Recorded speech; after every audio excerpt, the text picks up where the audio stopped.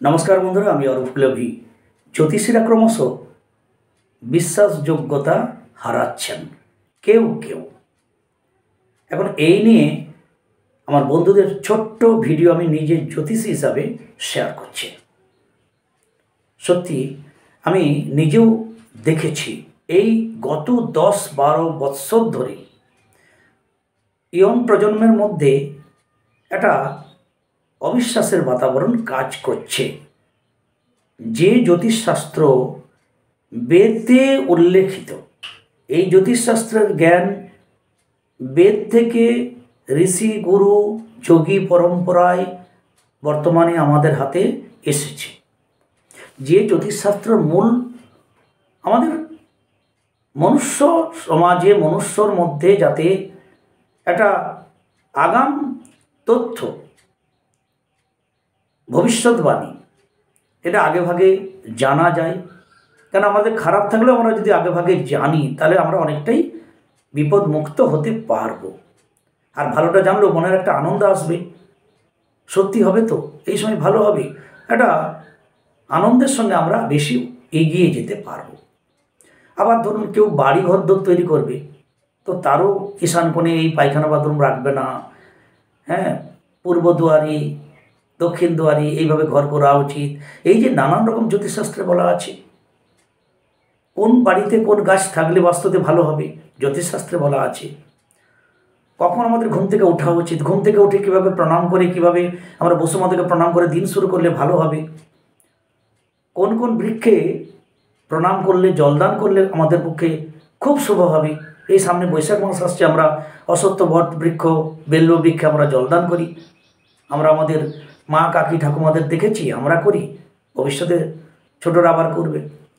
তাহলে এই যে নানান রকমের নানান অ্যাঙ্গেলের আমরা যাতে ভালো থাকব, আমরা যাতে নিশ্চিন্ত হব, তার আমাদের আগাম জানাই জ্যোতিষশাস্ত্র। যারা জ্যোতিষশাস্ত্র নিয়ে পড়াশোনা করেছে তারাকে জ্যোতিষী বা অ্যাস্ট্রোলজার বলা হয়। তাহলে এই জ্যোতিষশাস্ত্র বা অ্যাস্ট্রোলজার যারা তারা খুবই সম্মানের সঙ্গেই আছেন, আমি মনে করি খুব শ্রদ্ধা জ্ঞাপন করেন সবাই।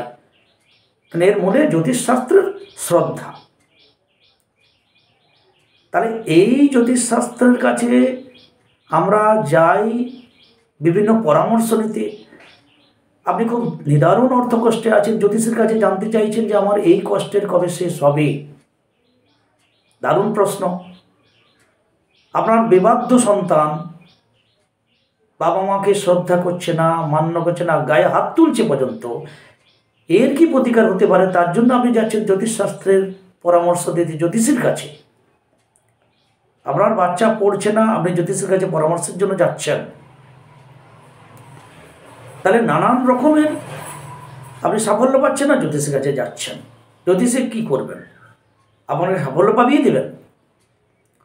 নিশ্চয়ই না।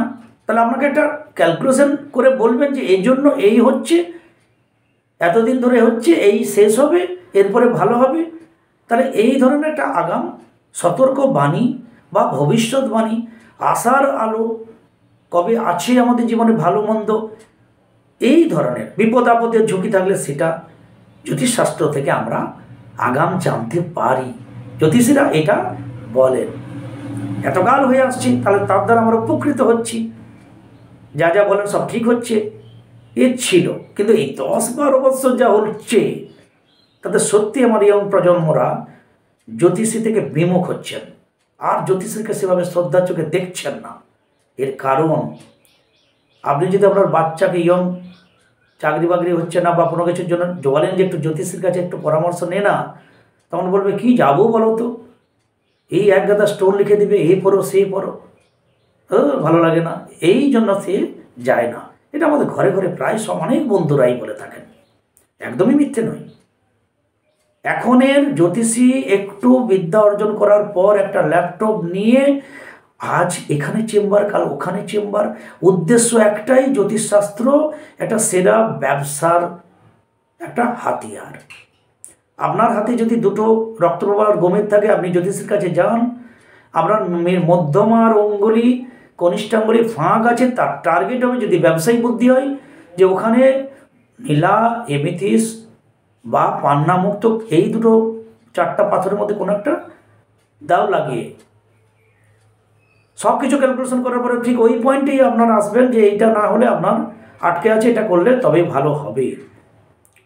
বর্তমানে এটাই চলছে।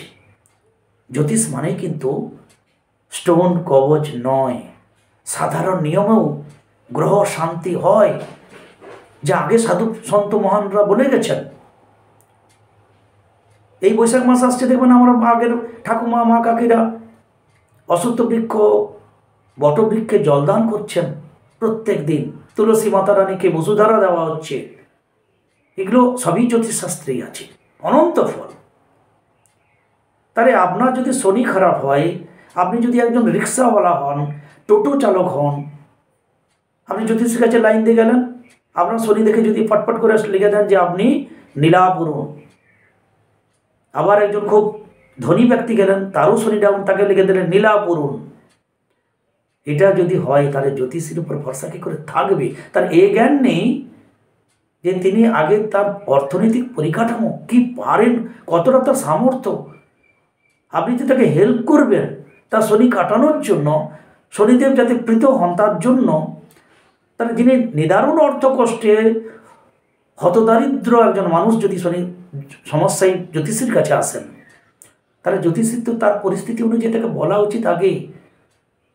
শনিদেবের প্রতিকারই হয় না। শনিদেব জ্যোতিষশাস্ত্রে বলা যায় শনিদেবের সন্তুষ্টি বিধান, খুব পাওয়ারফুল প্ল্যানেট, তার প্রতিকার বলতে নেই। তাহলে আগে শরণাগত হও, গুরুজনদের শ্রদ্ধা করো, প্রণাম করো, তুলসী নিম এই সমস্ত গাছকে প্রণাম করো, একটু কালী মন্দিরে প্রণাম করো যদি হিন্দু হও।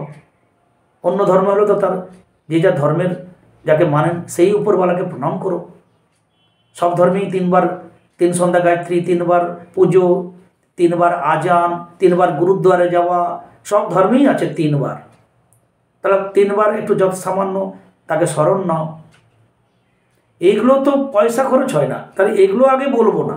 যেটা পয়সা খরচ হয়, যেখান থেকে আমি মুনাফা পাবো, সেটাই যদি আগে বলে দিই। এমিথিস পড়ো, নীলা পাচ্ছ না তো এমিথিস পড়ো।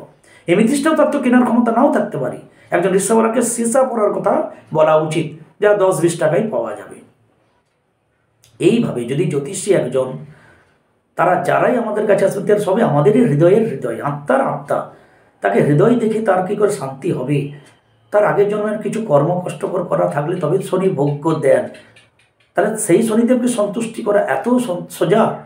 তাহলে আগে তাকে নতজানু হতে হবে, নতমস্তকে শরণাগত হতে হবে, সৎকর্ম পরায়ণ করার কথা বলতে হবে, একটু দান করার কথা বলতে হবে, পশু পাখি কীটপতঙ্গকে খাওয়ানোর কথা বলতে হবে, তাকে প্রেমই করতে হবে। মানে নিষ্ঠুরতা ছিল বলেই তো শনির এত কষ্টে নিদারুণ অর্থ কষ্টে তিনি পড়েছেন। না বলে তাকে যদি একটা নীলা বলে দেওয়া হয়, তিনি ভিটে বাড়ি বিক্রি করলেও নীলাটা হবে কিনা, এটা যদি জ্যোতিষের জ্ঞান না থাকে। আর তাই চলছে মার্কেট বর্তমানে।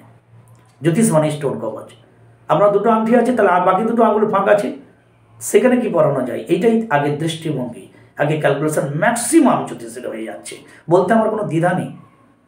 রিসেন্ট আমি আবার একটা ভিডিও দেখলাম ইউটিউবে, খুব নামি প্রায় 10 লক্ষের উপর সাবস্ক্রাইবার, তিনি বলছেন শুধু মোবাইলে চালিয়ে দিন, এই মন্ত্রটা শুনুন, ব্যাস তাহলেই ব্যাংকে টাকা পাহাড় লেগে যাবে। ভাবতে পারেন একজন নামি দামি জ্যোতিষী কী করে বলেন? আরে যখন জ্যোতিষশাস্ত্র লেখা ছিল বেদে, তখন কোথায় ছিল মোবাইল? এই মোবাইল চালিয়ে এই মন্ত্র শুনলেই টাকা আসতে থাকবে, পাহাড় হয়ে যাবে। এই যে আমাদের মন গড়া কথা নিজেরা বলছি বানিয়ে, গুটি কয়েক জ্যোতিষী, কুলাঙ্গার জ্যোতিষীর জন্য মানুষের জ্যোতিষের উপর ভরসা তো যাচ্ছেই। জ্যোতিষের উপর ভরসা যাচ্ছে না, শুধু জ্যোতিষশাস্ত্রের উপর মানুষের ভরসা চলে যাচ্ছে, যা খুবই খারাপ। সুতরাং কেউ কোনো কষ্টের জন্য, কোনো না কোনো যন্ত্রণার জন্য যখন জ্যোতিষীর কাছে যাবে, তখন জ্যোতিষীর তার যন্ত্রণার অনুভব করা উচিত হৃদয়ে, সেই অনুযায়ী তার প্রতিকার করা উচিত, যে প্রতিকারটা তিনি হাসি মুখে করতে পারবেন, তার কোনো চাপ হবে না।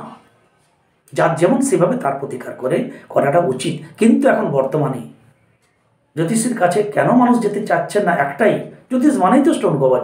আমাকে ইউটিউবের এক বন্ধু, খুবই 75-78 বছর বয়সের, কলকাতার শ্যামবাজার থেকে ফোন করছিলাম, অরূপ আমি ইউটিউব থেকে তোমার নাম্বার পেয়েছি। আমি বলি বলুন। না বাবা তোমার কত ফিস কত? আমি বলি আগে আপনার ক্যালকুলেশন করি না, আমার ফিজের কথা চিন্তা করতে হবে না। না আমার ফিজটা, আমি তো অনেক ধনী নয়। বলে আপনার ফিজ লাগবে না, না তুমি যে স্টোনগুলো লিখবে আমি ওগুলো কত পড়তে পারি। আমি বলি আপনার আমি ক্যালকুলেশনই করলাম না, আমাকে তো আগে ক্যালকুলেশন করতেন দিন, আমি আগে কি দেখি। আগে তো স্টোন, জ্যোতিষশাস্ত্র মানে তো স্টোন নয়। বলে বাবা আমার 78 বছর বয়স হয়ে গেছে, 75 বছর, আমি আজ পর্যন্ত যত জ্যোতিষীকে দেখেছি তারা কেউ স্টোন লেখেনি এমন হতেই পারেনি, এবং তাও 10-20 হাজার টাকা ফল পায়নি। বর্তমান যুগে তো আরও বেশি। আমি হতবাক হয়ে গেছিলাম ওনার কথায়, তাই ওনার কথাটাও আজকে উল্লেখ করলাম। বন্ধুরা, হেন মার্কেট হয়ে গেছে। যদি এত 75 বছর 78 বছরের মানুষের এই অভিজ্ঞতা হয়, তাহলে আমার ইয়ং বন্ধুদের কি হতে পারে। বন্ধুরা, জ্যোতিষশাস্ত্র একটা সত্যি ভালো শাস্ত্র। জ্যোতিষশাস্ত্র বিজ্ঞানসম্মত শাস্ত্র।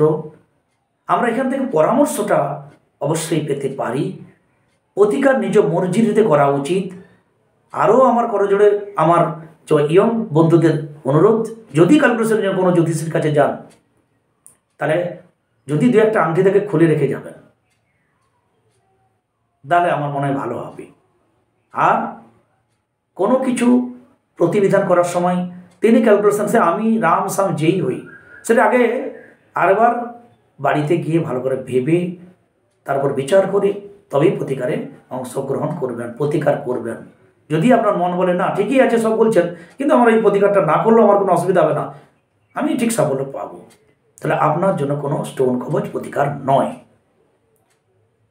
কেউ বাড়ি করার জন্য পরামর্শ নিতেও যে জ্যোতিষীর কাছে যান, তাহলে এই বিভিন্ন রকমের অ্যাঙ্গেল, নানান রকমের পথ বলা আছে আমাদের মানুষের যাতে মঙ্গল হয়, সমাজে আমরা ভালোভাবে থাকতে পারি। আজ হাজার হাজার বছর আগে বেদে বলা আছে। তাহলে আজকে আমরা মন গড়া কথা বলে বলে, ব্যবসায়িক কথা বলে বলে নিজেরাই নিজেদের যে একটা মূল্য তা কমিয়ে দিচ্ছি। ক্রমশ আমাদের উপরে ভরসা মানুষের কমে যাচ্ছে। সে সমস্ত জ্যোতিষের উপর ভরসা থাকবে মানুষের, যারা 100% ন্যায্য কথা বলবেন এবং হৃদয় দিয়ে মানুষের যাতে তিনি পারবেন সেরকম প্রতিবিধান বা রেমেডির কথা বলবেন, সেটাই তার পক্ষে মঙ্গল হবে, জ্যোতিষের পক্ষেও মঙ্গল হবে। সুতরাং আমার বন্ধুরা, জ্যোতিষশাস্ত্র সত্যি ভালো শাস্ত্র। আমি নিজে একজন পিওর সায়েন্সের স্টুডেন্ট, তবুও জ্যোতিষশাস্ত্রে এসেছি। আমি এটা নিয়ে রাত দিন এক করে দিয়েছিলাম। আজও আমি এটার পড়াশোনা বা ক্যালকুলেশন ছাড়িনি। সত্যি আমাদেরকে অনেক পথ দেখায় জ্যোতিষশাস্ত্র, আগাম। এখানে আমরা সুপরামর্শটা নিতে পারি। জ্যোতিষশাস্ত্র মানে স্টোন কবচ পড়তেই হবে, কোথাও বলা নেই। গুটি কয়েক কুলাঙ্গার জ্যোতিষের জন্য জ্যোতিষশাস্ত্র মানুষের বিশ্বাস হারাচ্ছে, জ্যোতিষশাস্ত্রের প্রতি, জ্যোতিষের প্রতি ভরসা বা বিশ্বাস হারাচ্ছে। এর জন্য জ্যোতিষশাস্ত্র দায়ী নয়, আমরা জ্যোতিষীরাই দায়ী। সব জ্যোতিষীরা আমি ক্ষমা চেয়ে নিচ্ছি। সবাই সঙ্গে থাকবেন, ভালো থাকুন। জয় গুরু।